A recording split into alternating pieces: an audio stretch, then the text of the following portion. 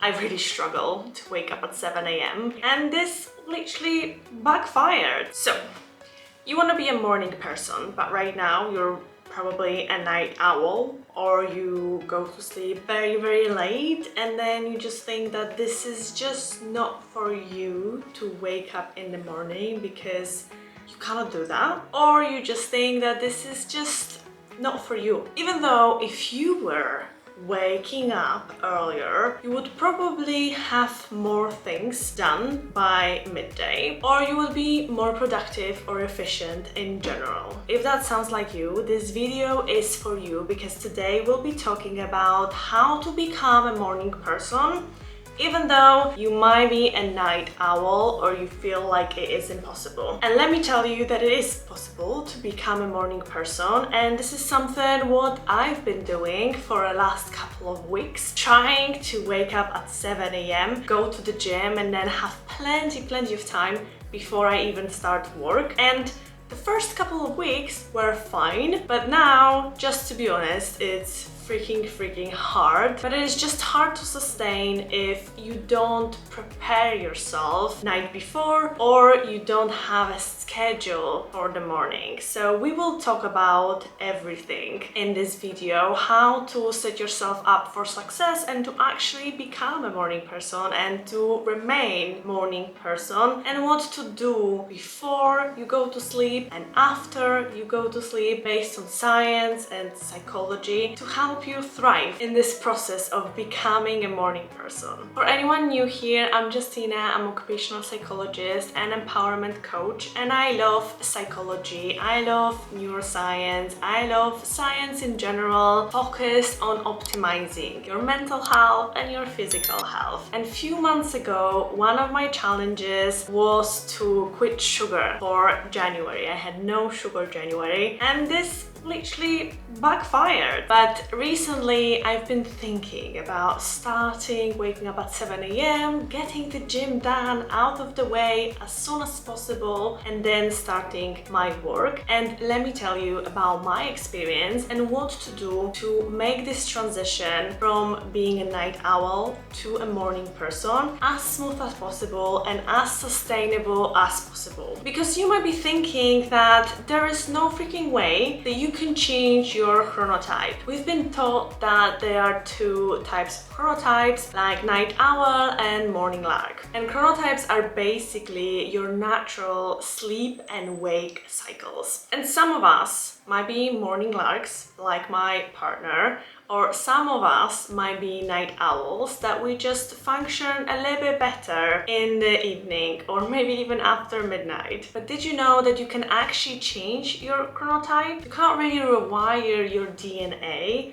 but you can become a morning lark if you want to. So chronotypes were actually useful back in the days because it is believed that different sleep and wake cycles are survival mechanisms. When we were living in a tribe, having someone who goes to sleep very late and then later on have people who wakes up very early was extremely beneficial, and ensured that there was always someone who was watching, because some people were sleeping like morning larks when night owls were awake, and later on when night owls were sleeping, morning larks were waking up, and then they were protecting the tribe. So it does make sense that back in the days everyone had a different sleep and wake cycle. But nowadays usually we work during the day and we sleep during the night. I say usually because of course it depends what kind of job you are having or what you're doing. So even though those chronotypes have been developing over many years, and they are a little bit integrated for us, because you probably would say that you didn't become a night owl overnight. You would probably say that even since as a child I was just going to sleep after midnight. This is who I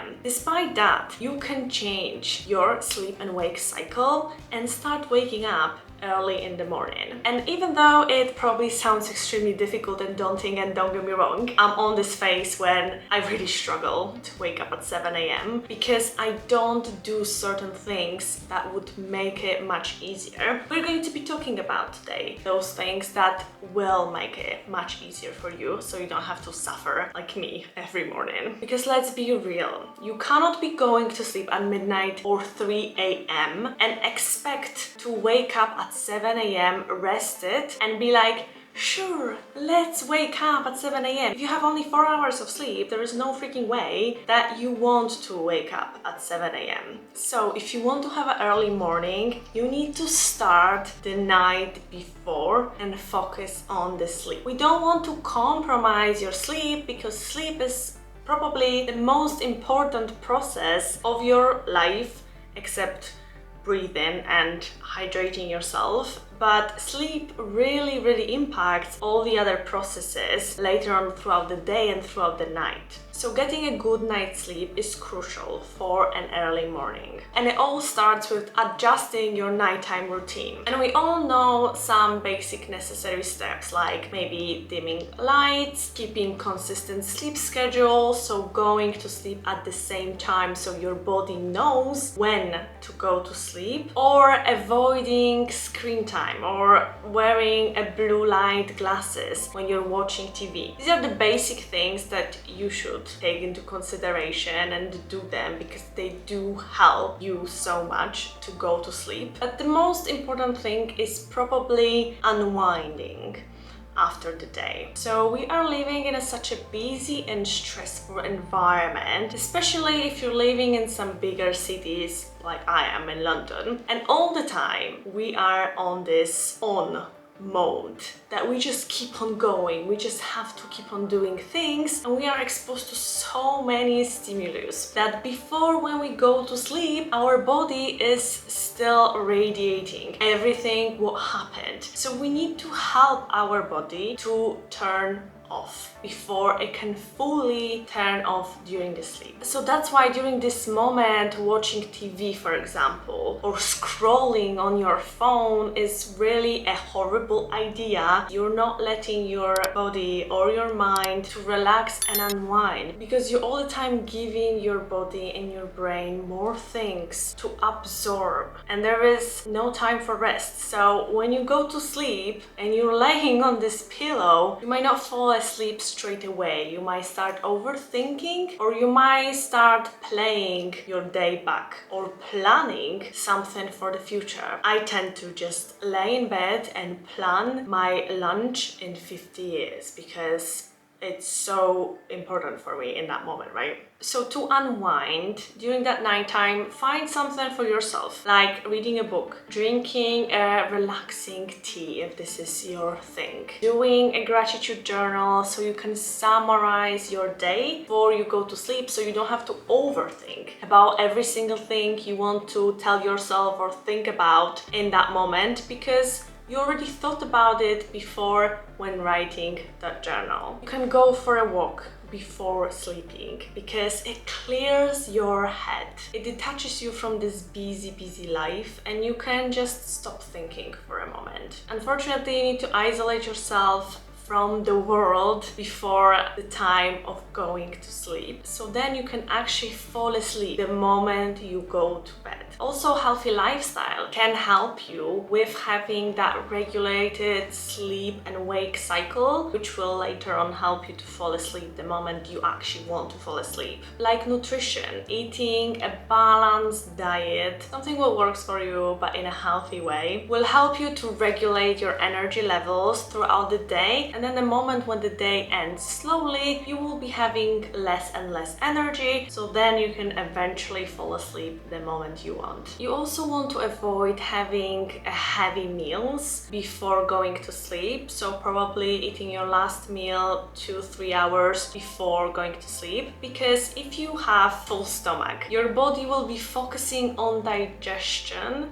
rather than falling asleep. And once it actually falls asleep, the sleep might not be as restorative because that digestion disturbs your sleep. You also want to regularly exercise. Exercises are great for everything, and the moment when you decide to go to sleep, your body wants to regenerate after that exercising. So you will be able to fall asleep faster and deeper. Because sometimes the problem with going to sleep might not be not going to sleep on time, but it might be that even though you're sleeping 10 or 12 hours, it's not really as restorative. So you're never rested and you want to keep on sleeping more and more. And later on, of course, you want to stay hydrated and avoid caffeine too close to the bedtime, and alcohol as well, because you might be thinking that when I'm drunk, I fall asleep so well. But actually, because alcohol is a poison, when you're going to sleep, this is not a restorative sleep because your body is not able to fall asleep into the deeper phases of sleep because of that digestion of the alcohol. So you might be sleeping, but later on you wake up with hangover, or you wake up even more tired because that was not an actual sleep. And then once you put all those processes, the night before you unwind, you have your little nighttime routine. Design your little nighttime routine. For example, my nighttime routine is usually taking a shower, still watching some shows in the evening, spending time with my partner, sometimes reading a book or writing something in my journal, but generally avoiding screen time before the bedtime. And then usually I have a conversation with my partner before we go to sleep, even though he probably wants to sleep at that point, but I just end up talking to him. But this is my nighttime routine, which is focused on avoiding screens and just easing myself into that sleep mode, into that mode of slowing down. So design your own nighttime routine, and once you have that in place, you can focus on your morning routine, because waking up early doesn't start in the morning, it does start in the evening. And when you're waking up in the morning, you want to wake up at the time when you feel like you had a decent amount of sleep. So not 5, not 6 hours, but probably somewhere like 8 or 9. Women actually need more sleep than men, so I like to sleep like 9 hours. So when you calculate, if I'm waking up at 7 a.m, I need to go to sleep by 10 p.m. And I do that, I try to do that. So calculate your own hours of sleep and then schedule that morning alarm. And the moment you wake up, it's also really important that you just don't lay there and start being on your phone. Try to get out from your bed without checking your phone. Open up your curtains so then you have a lot of sunlight, because this will make you more awake. Drink a lot of water, because your body is actually quite dehydrated after like 8 or 9 hours of sleep. And then walk a little or stretch a little or go to the gym like me, like not normal people. Just take a few moments to breathe, to set an intention for the day, to think about, ooh, how beautiful the day is today, to look at your morning affirmations that today is going to be a great day, or to just go peacefully and make a cup of tea or coffee if that's your thing. And then once you are awake for a few minutes, or ideally a lot of minutes, you can start making your breakfast, logging in for work, or do whatever you need to do because it's on your to-do list. When I wake up, I don't check my phone, I just wake up, I open up my curtains, I go to the bathroom, I wash my face, I brush my teeth, I drink some water, I put my sunscreen, I put my makeup, I go to the gym, I come back, and this is really the moment for me when I make my breakfast, make my coffee, and start really the day later on. So as you see in the morning, it's not really that I wake up and I open up my eyes and then I start doing things. I want to have that easy start to my productive day. And to be honest, that calming, relaxing start of the day really makes you productive, really makes you efficient, because first of all, you have a lot of time to do a lot of things because you're waking up in the morning, but also you see the beginning of the day. You see the best sun, you see that not a lot of people is awake, and that's actually quite fun. And you have much more energy throughout the day because you started this day in a smart way. So if you start your day right, work smarter, not harder, then you are actually more likely to achieve more, to be more productive and more efficient and feel better throughout the day, because you really squeeze the most out of yourself in the morning and in the afternoon, and in the evening you just have a slow wind down until the next day. And I think that there is nothing more satisfying than the regulated sleep and wake cycle, because it gives you some kind of stability, but it also gives you some kind of consistency, and your body is not confused all the time. You don't have a problem with going to sleep on time because your body is actually prepared to go to sleep, and sleep really impacts all the aspects of your life and also your mood. So if you have a happy and good sleep and wake cycle, you are going to be happier and feel better. So now let's just summarize what you need to do and how to start being a morning person. First, analyze your nighttime routine and find your own design, your own methods, how to unwind yourself before going to sleep. You want to be relaxed, you want to be calm, and you don't want to have a lot of stimulus around you. So avoid screens, avoid watching TV or scrolling on your phone or eating heavy meals before bedtime. And if you're an overthinker, write down your thoughts before you decide to go to sleep. That really helps to clear your head, or maybe go for a walk to get some fresh air. Then once your nighttime routine is in place, schedule the time that you want to wake up and how many hours you need to sleep. So then you know what time you're going to bed and what time you need to wake up. And then in the morning, once you wake up, open up the curtains, don't check your phone, hydrate yourself first, do a little bit of stretching, walking or the gym before you start the day, and slowly ease your way up to start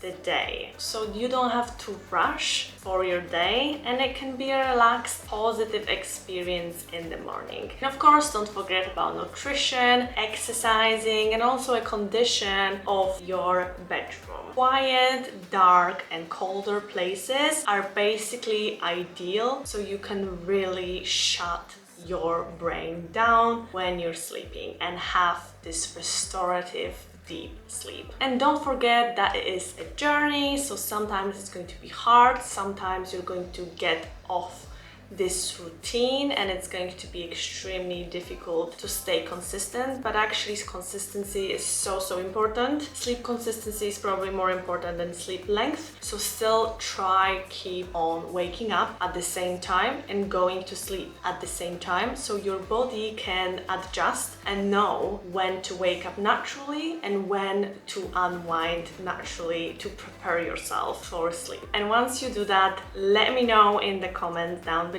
how did it work for you. So please share your comments down below, and if you want to hear about more science-based tricks and hacks how to have a healthier and longer life, check my previous video. And don't forget to subscribe to my channel not to miss my next videos about self-improvement and being your best self. And I'll see you in the next video.